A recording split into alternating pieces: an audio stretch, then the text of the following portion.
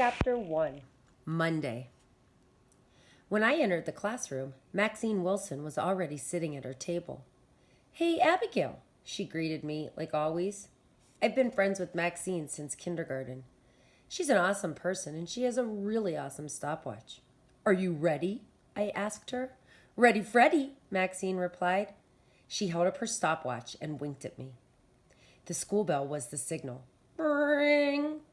Maxine pressed the little black button on her watch. We all rushed to our seats and turned to stare at the classroom door. No one dared look away, not even for a second. Maxine kept track of the time. 5 minutes! She began the countdown. 4 minutes and 30 seconds. Maxine announced the time until there were only 10 seconds left. The whole class always chanted the last 10 seconds out loud together. 10, 9, 8.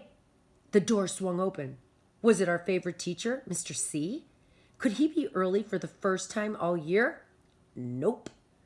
I had to make a pit stop on the way to class, Zach explained to everyone as he walked into the classroom.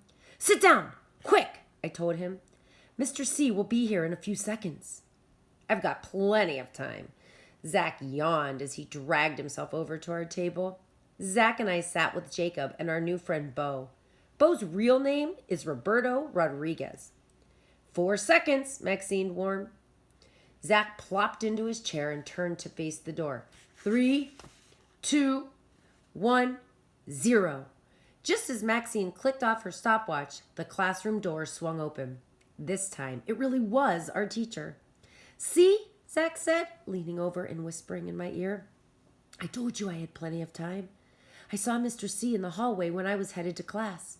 I rushed ahead to get here first and—" "Be quiet," Jacob cut Zach off. "Mr. C's about to begin." Zach snorted at his brother and challenged, "Make me." Even though the boys were twins, they were as different as night and day. Today, Zach was wearing long pants that were torn in 100 places. Different colored patches covered the rips. He had a sweatshirt on that looked like it was older than my great-grandma.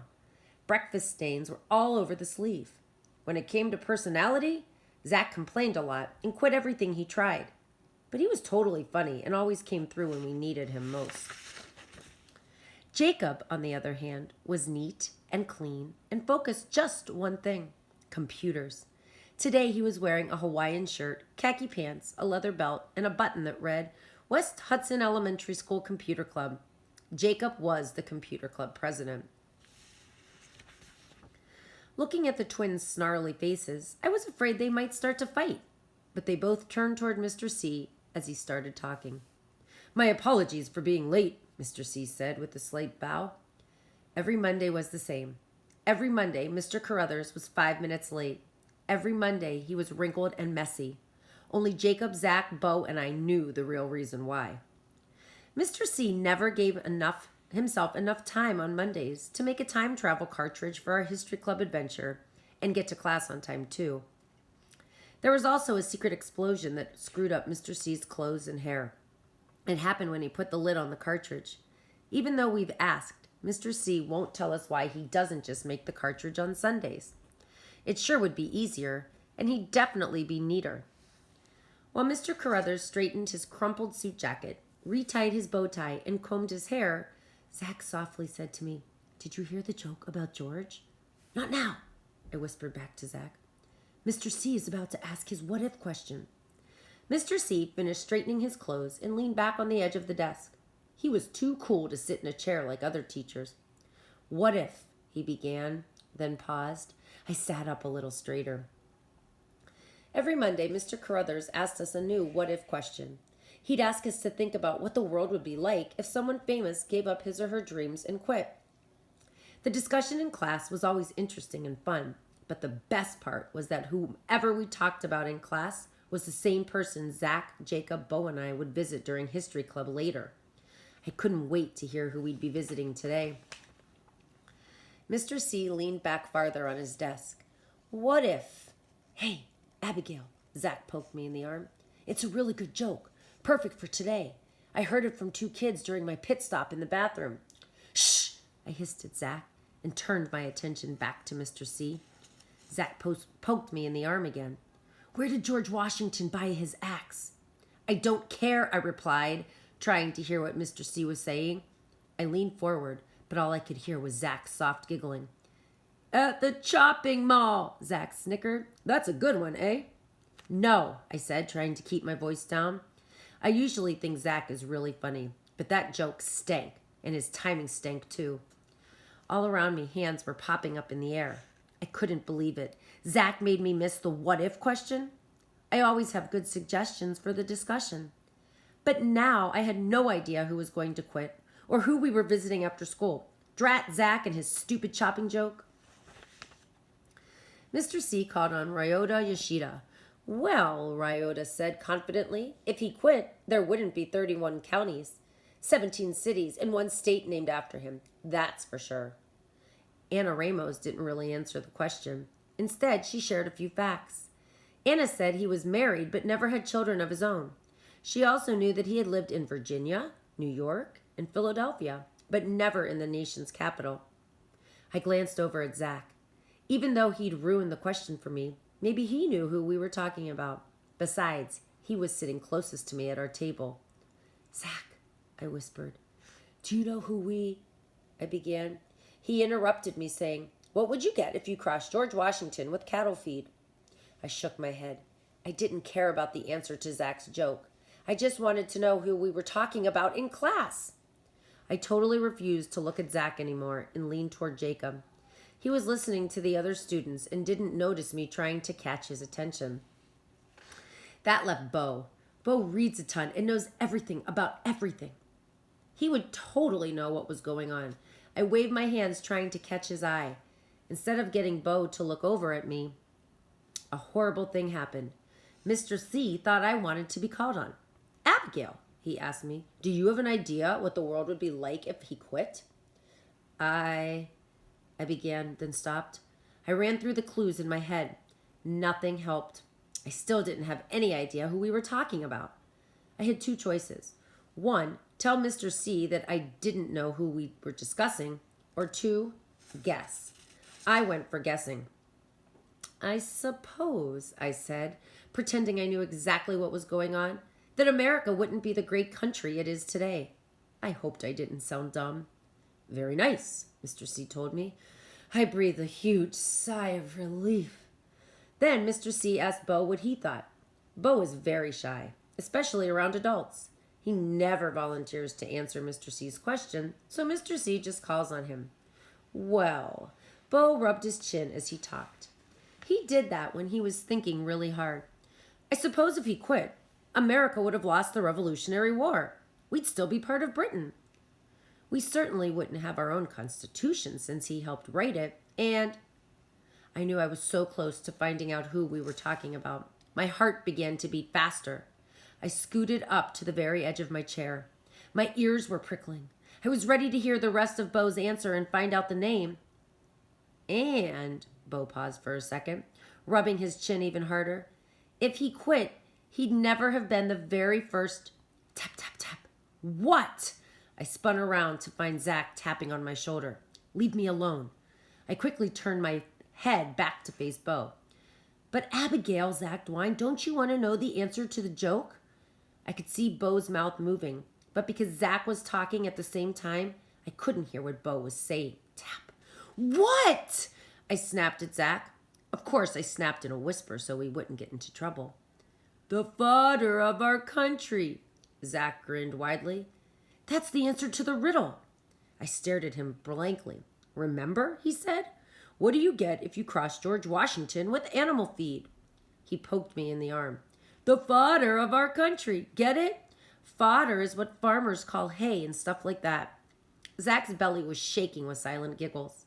He had to hold on to the edge of his desk to keep from falling off his seat. I turned away, totally annoyed.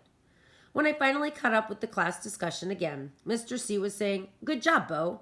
You have an excellent understanding of American history. Just then, the bell rang. Class was over. My favorite class was ruined. I banged my head down on the desk with a crash. Chapter 2. Who? I was mad at Zach, and I was embarrassed. I couldn't tell anyone that I didn't know who we talked about in social studies, especially since I'd answered a question about the mystery man, pretending I knew what was going on. I would have to figure out who it was using detective skills. Good thing I'm super curious and like to ask questions. If I nosed around, no one would think it was different from any other day. The first chance I had was a couple of hours later during recess. I found Cindy Cho on the playground near the slide.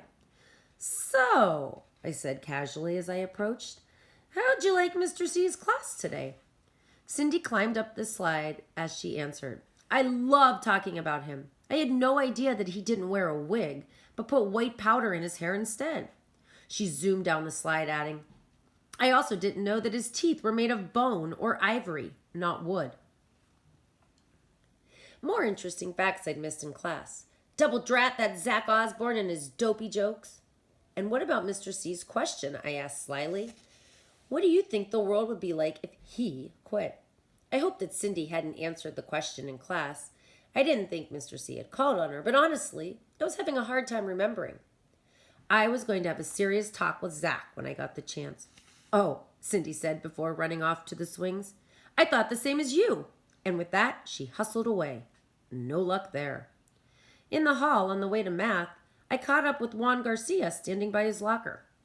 "So," I said, leaning against the wall nearby, trying to look like I wasn't up to anything, "were you surprised by Mr. C's what-if question in class today?" "No way," Juan replied. He took a few books out of his locker. "We were talking about the best military general in American history." I nodded, acting like I knew exactly who Juan was talking about. Juan fake punched me in the shoulder and went to get a drink of water before the next class. I was gathering more clues, but so far, I still didn't know who Jacob, Zach, Bo, and I were going to visit after school. Before math class began, I took out a piece of blank paper and wrote down everything I knew. Married. Never lived in the nation's capital.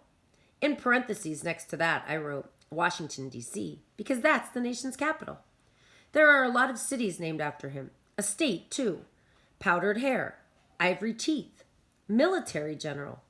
Lived during Revolutionary War. Helped create the United States Constitution. One or two more good clues, and I could definitely solve this mystery. During math class, I sat between Noah Lincoln and his cousin Devin. The Lincolns were in Mr. C's social studies class too, but I didn't know either of them very well. They were assigned to a table across the room from me. While we were waiting for our teacher to pass out the homework assignment, I whispered, "Have either of you been thinking about Mr. C's question from class today?" "Nah," Devin said. "I was busy doing other stuff." He told me he'd played soccer at recess and his team had won against a group of fifth graders. I wasn't really interested in talking about soccer, so I decided to turn to Noah instead. I asked, "Do you think there was anything more that Mr. C could have said about..." How was I going to phrase this? I paused to think before saying, "About that guy we talked about?" I'm pretty sure Noah immediately caught on that I didn't know who I was talking about because he replied, "That guy changed the course of history." He obviously wasn't going to give up the name. Did you know that when that guy began his second term, he gave the shortest inaugural address in history? His first one was short too, but that second one, wow. It was only 135 words. He stopped, then added with a grin, "No one mentioned that fact in class, did they?" I smiled like I was totally clued in. "You sure know a lot about that guy." "Yep," he said. "I bet I know almost as much about that guy as Bo." We both laughed. No one on earth could possibly know as much about anything as Bo. Our teacher finished handing out the homework, and the final bell rang. Right before I left the room, Noah tugged on my sleeve. He winked and said, "Think about last names." I thought about his, Lincoln. We've already visited Abraham Lincoln. "Did you ask Devin who their recess soccer goalie was?" Noah asked me. It was such a weird question. "Dude," Devin chimed in as he gathered his books, "Shaniqua doesn't let anything get past her. She rocks." "Your goalie is Shanika Washington," I began, then stopped mid-thought. "Thanks," I said quickly and rushed out of the room. School was over. The Lincolns had given me the last few clues I needed. I was pretty sure I'd solved the mystery, but wanted to be certain. I knew I had to get to our social studies classroom to meet the boys for history club, but I wanted to check something out first. I hurried into the school library. In the reference section, I grabbed a dictionary off the shelf. Inaugural, I muttered to myself. Noah mentioned that guy's second inaugural address. I was a pretty good actress because I didn't know what inaugural meant. I just grinned and nodded. Inane, inattentive, inaugural. I found it. Marking a beginning. Under the definition, the word was used in a sentence. The president gave his inaugural address before he took office. An inaugural address was a president's first speech, marking the beginning of his term.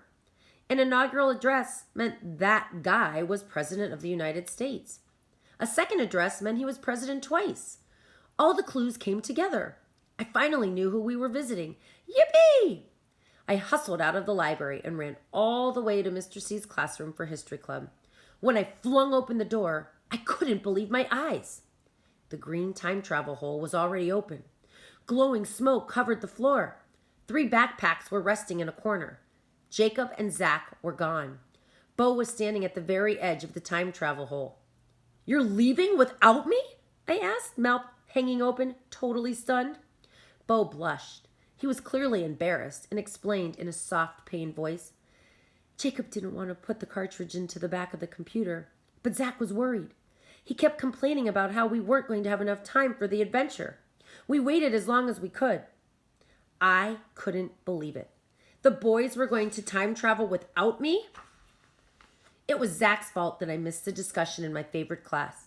His fault that I had to play detective all day, and his fault that I'd almost missed time traveling. I grabbed Bo's hand. "Let's go. Zach is not getting away with this." The two of us jumped into the glowing green hole together.